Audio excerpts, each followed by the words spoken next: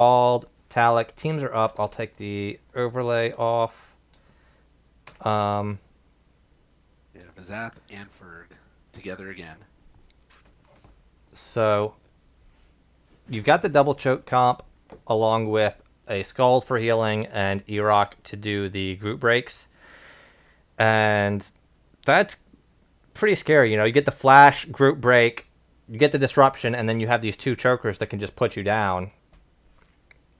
And what does Stars have? They have a Swashbuckler, a Scald, a Druid, and a Blade Singer. That's a team that I don't know how they're going to deal with that level of disruption. I guess like Nivo doesn't really need to be grouped, right, to be effective as a Swashbuckler. Like you're kind of always floating around anyway. Yeah, I'm not a big fan of the Swashbuckler in ACFL. I know Key did it to some success in the beginning of ACFL in the first few seasons, but I just, what I was trying to say before, I think we've just entered this period of time for ACFL where your damage dealers need to be like on Troll Barb type level. Yeah, for sure. Like if all they're doing is damage, if they're not flashing and choking or dispelling or doing something like Song of Healing, right? Something besides damage, then it needs to be really, really good damage. yeah, for sure. It's definitely the level of damage output has definitely climbed very steeply, and in addition to that, the amount of healing that's available has also climbed steeply. So like it's a double whammy. If you're not on that level, keeping up with the healing and with the damage output that other people are putting out, you're kind of getting hit by in both directions. Yeah. So I guess normally we would say, what is the path to victory here Um, for Stars? I mean, you can always. So one thing is that Stars does have 3 at level casters, and Goliath has Yeah, no curatives. So you that's a come very good out point. you come out there with imbue and try and land some blinds Yeah, and I use really that. like that. Yeah, That's something I'm always looking for. Is does my opponent's team have curatives, at level curatives, and they don't just not have at level curatives, right? They have no curatives. now Erok and Ferg and Vazath all have whale oils on them. Yeah, But hopefully there's some frost noun weapons with no PK loot off because you can't fireproof a stack of whale oils. You have to do yeah. it one by one.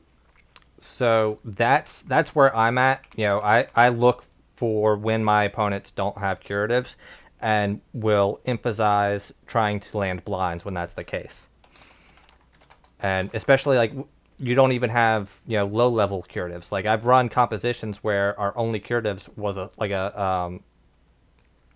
swashbuckler or something as a weird niche composition, and that's like at least something, right? It's like at least some kind of failsafe, and to not even Yeah. have that against multiple elf casters is, I don't know. That's a little that is a little bit sketchy at least. So there's potential for blinds to really screw up Goliaths here. So I'll be Yeah. I wish that we could see spellcasts from the arena. Like that has been my number one ask for viewers for 15 years.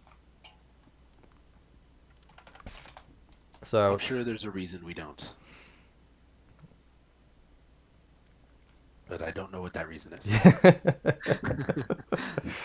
yeah, so that's what I would look for. And then the other thing is also just with 3 at level casters, even looking past blinds, if that's also 3 dual wielders, right? Oh my god.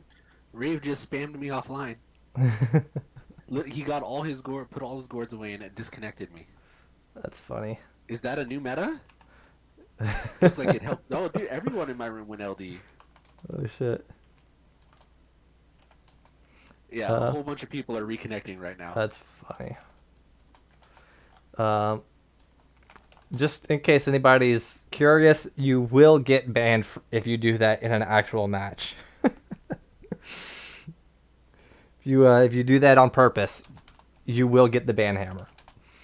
So what I was saying though is the other option is you have 3 dual wielders on stars basically, and 3 at level casters, plus you have imbue. So another option is just to basically spam dispels on your hitting targets, right? And if you have 3 casters spamming dispel and 3 dual wielders on the person, you also have a significant healing advantage too. I yeah. mean, this lineup out of Goliath is really just it's all damage. So right? They've got Sabien, and that's it. I definitely favor Goliath's lineup here, but I do think Stars has some options that they can try and get an advantage with. Yeah, I'm just trying to make it sound like they have a chance. Like I said, I definitely favor Goliath, but all right, match is up. Everybody nods, says they're ready, and they're moving. And so Talik gets on. Yeah, Talik gets onto Ferg. So there's the spell group breaks already in yellow. Yeah, I don't know why is Nivo still in combat. Maccus just roundhouse Mastrius.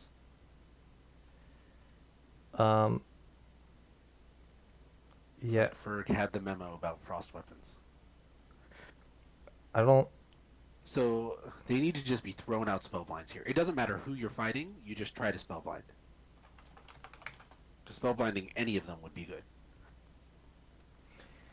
See, I think I would favor opening with dispel spam and save the blinds for once people are hurt and you're kind of in a position where you can start to move the flag and use the blind as a way to move the flag. But Nivo is just like getting beat to hell. Yeah, I don't know what he's doing here. He does not want to be standing in the room fighting. And he's probably about to die. Yeah. So Vizath was about to go for Entwine on him. Yeah, he's pulling out the flails. Energy drain on Ferg. Why are you trying to E-drain them? I mean, Ferg has a lot of mana. I don't know if you know, but he's got quite a bit. I mean, I realize he's got mana, but I just feel like you'd do more effective EHP damage with a Dispel and hitting him than you will with a... Plus, that gives you like the opportunity to actually kill him or put pressure on him as opposed to... I don't know. I am very... I think that E-Drain decision is very suspect.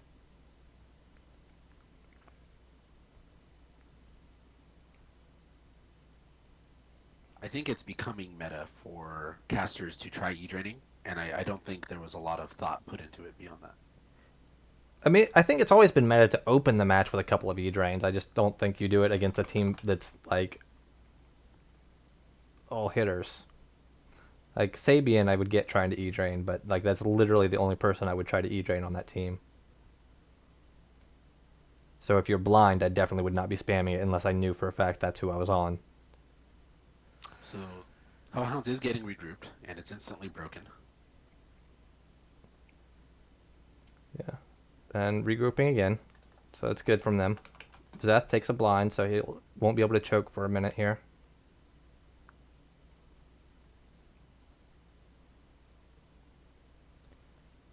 Well, it looks like Goliath protected neutral. And, alright, Talik doing damage, but also has at least 2 people on him, so he's taking damage back. Erok quaffs an Imbue Gourd. Yeah, get ready to try some casts. So they want to get some dispels and kind of close things out here. Yeah, and I think Vizath is leading the Goliath group, and he's doing a pretty good job. And Talik takes a dispel. So yeah. So GG is kind of caught up in the moment right now, but they should definitely be trying to cap. And I don't know who on their team they think. Sorry, go on. I'm not sure who on their team they think is their main carrier. I think it has to be either Sabien or Erok. That's what you would normally think. and neither of them really want to be away from the group fight. Yeah. I would say you would want Erok just because Sabien has rescue. I would just do Vizap. I mean, you're kind of steamrolling the fight right now. He's Yeah, super that's clear. fair. Just let him carry and just let him walk across. And Yeah, that's fair too. Like he can put up a shield and a whip and choke people that walk in, and I think they just beat the crap out of anyone who walks in. I mean, they're steamrolling the fight here. That's what the Warlock does. It makes it really, really hard to fight 4v4. And it's always the in-betweens, like when people are dying and respawning, that's right. when it Entwine onto Nivo. Nivo's going down here. He is 100% dead. Did the Entwine miss? Yeah. What? Yeah, it missed. The Entwine missed. It was trying to entwine. Trying to entwine. Yeah. Okay. Successful entwine onto Maccus, but that's just gonna get some damage off, but shouldn't he's not really kill him. Switching.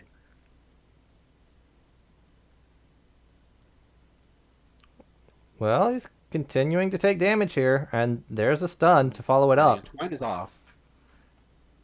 And he's disarmed. To die in the middle of the arena. There's 8 exits in every room. It is incredibly easy to flee.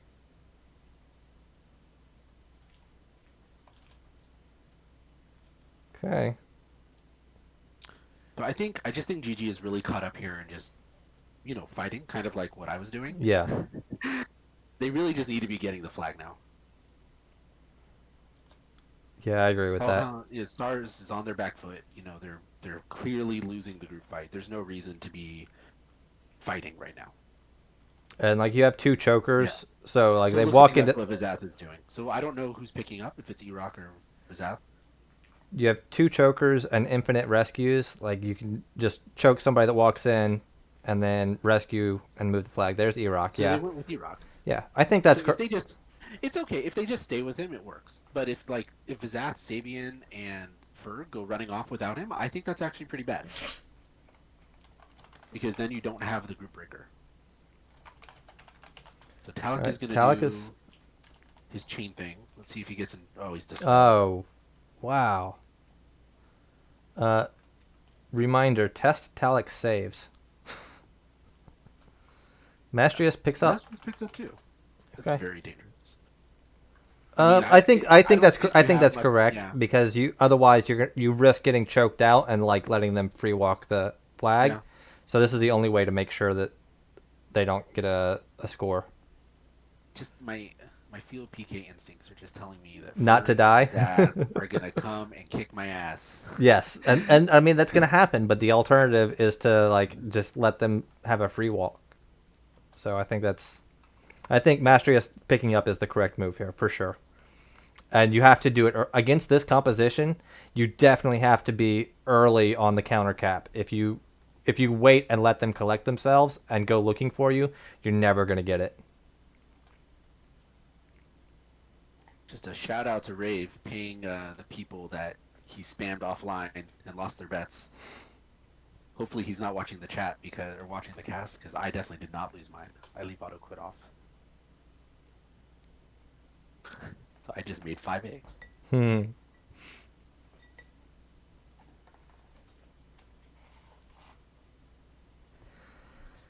So, Nivo's in red. Yeah. Looks like they're at the red 30. He's taking huge amounts of damage again. He does manage to flee out. The one... We know where okay, so Mastrius is at the... wow, he's actually... Yeah, he's at the blue 10. He's 2 rooms away. Okay, so here's the play right here. If Stars can hear this in time, stop fighting, go wait in the other flag room with Mastrius, and make Vizath, Ferg, and Sabien come to you. Without Erok. That's the play right now for Stars. Yeah, I don't know why they're fighting 3v4 here. It's terrible. They need to be forcing GG to fight 3v4 without the Warlock. So we'll see how long it takes them to hear that, if at all.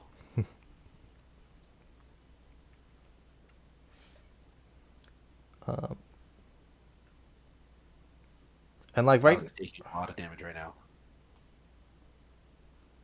Like right now, they're not even fighting 3v4. It's like 2v4. Yeah, it's. Just not right now. Nivo, you just need to go get back with Maccus and Mastrius. There's So just like no the Stars are coordination. clearly behind. There's no reason for them to be pushing this. They're clearly behind. Um, And they can definitely make GG come to them.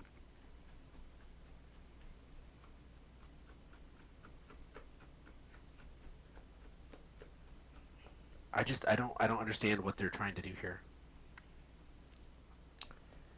yeah, it's They're losing and throwing themselves 2v4 at them. I don't get it.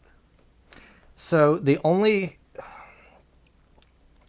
thing I can think of, like the only tactical advantage I can think of out of this is to force if you force Goliaths to kill you and then go over and still have to kill Mastrius, you can force your death timers to be to where you can still spawn and stop their third capture. So in that respect, There is zero probability that they have thought this I'm not. through I'm to not that saying. degree. I'm not saying that's what they're doing. I'm not saying that's what that's their thought process.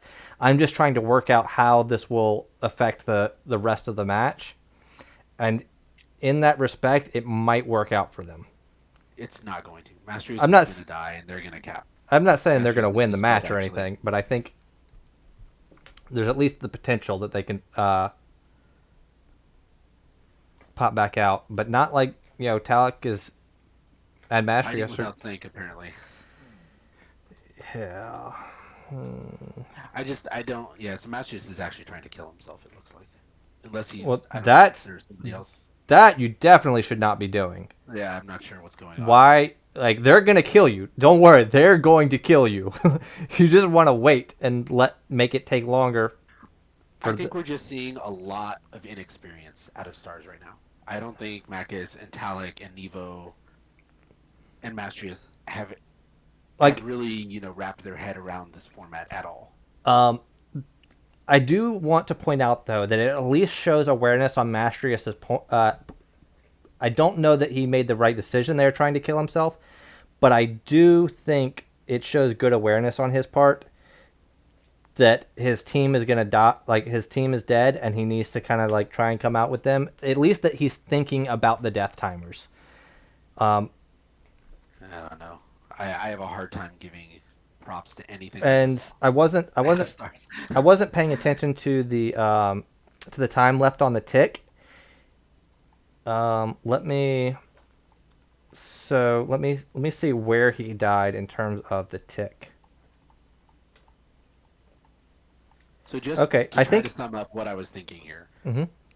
Stars was clearly losing, right? The 4v4 engage was very heavily in GG's favor. The best they did good to pick up the flag. I think that was definitely the right thing to do, and as you called, the best thing they could have done is force GG to take the 3v4. Yeah, I definitely agree. There was no reason for them to pick the 3v4. Yeah, anything else that they were doing makes no sense to me. So what again, I might be reading into the tea leaves here, but Mastrius might have just been trying to kill himself before the tick happened, so that he comes out 40 seconds sooner than he otherwise would. Because if the alternative is that they don't kill him until like right after the tick, and you're only saving like 5 or 10 seconds, but you're coming out 40 seconds later. From that perspective, the tick timings worked out for what he was doing to be correct, even if he wasn't necessarily thinking about it. Because I went back and looked at where the tick was.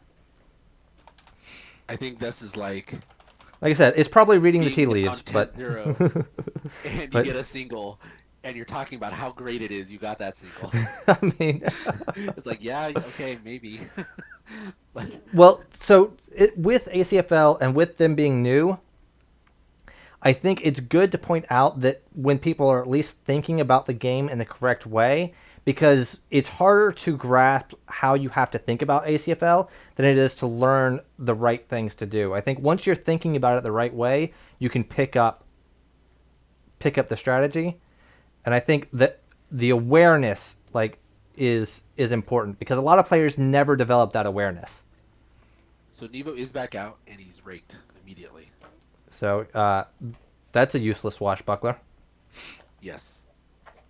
Um, Now, what are the odds that Ferg is going to go chase him around instead of choking people? I mean, it's too late. That was Erok's on top there. of it. Erok's Yeah. in the flat one room away. There we Yeah. go. Okay. That was a mess. Yeah. Yep. So, no surprise that Goliath won there. The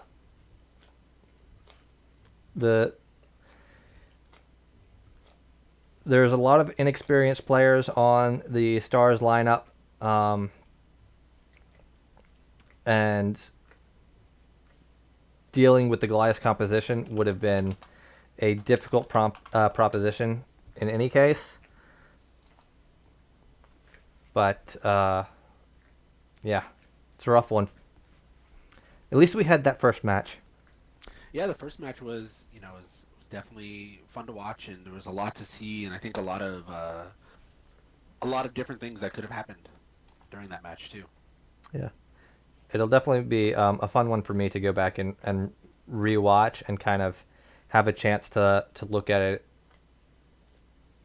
There was a damage calc posted. I don't know if you noticed. There was?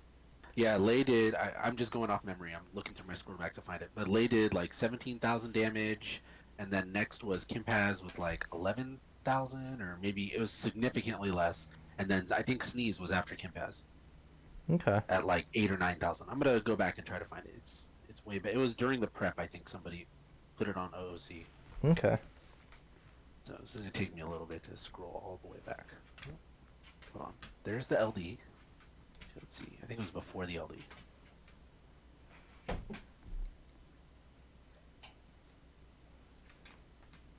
Looking. Da, da, da.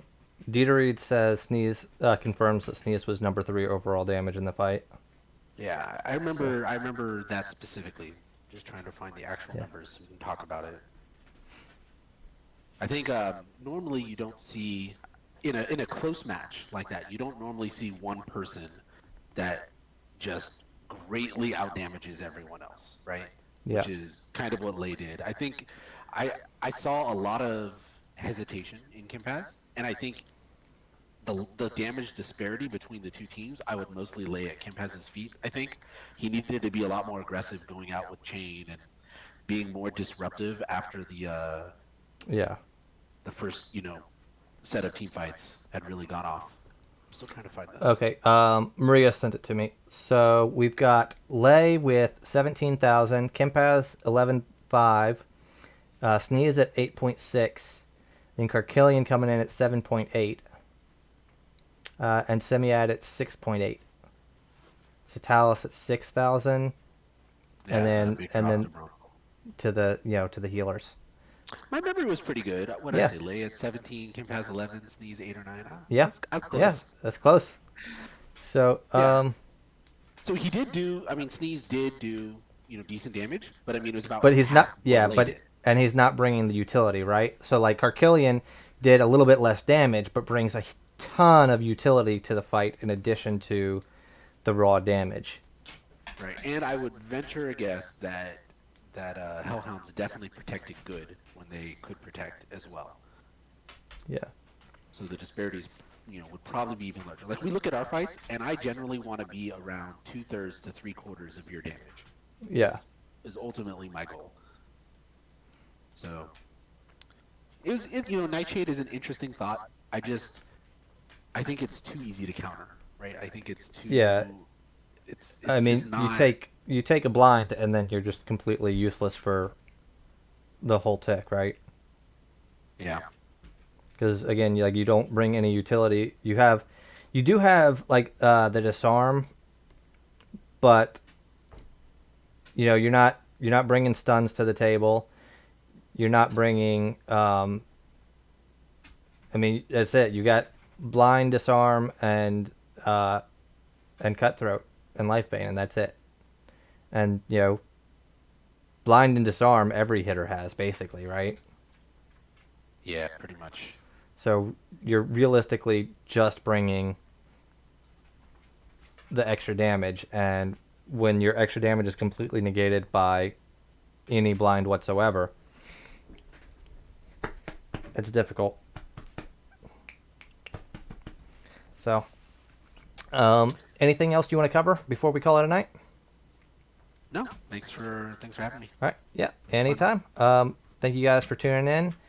We'll get these uploaded for you shortly, and have a good night, folks.